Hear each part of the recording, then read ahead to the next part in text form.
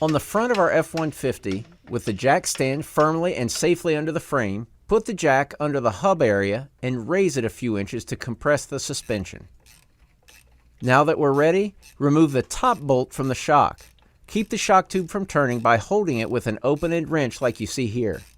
Then loosen the nut with a socket or ratchet wrench.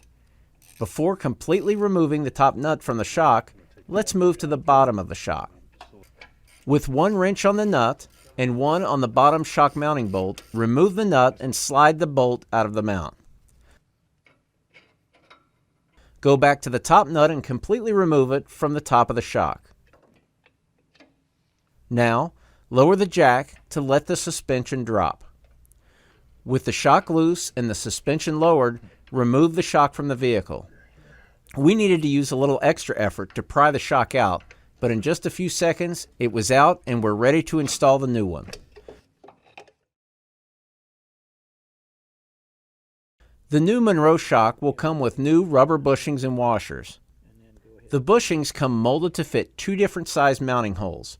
On the F-150, we flipped the rubber bushing to use the side with the larger insert. Now, stack the bushing and washer like this before installing the new shock.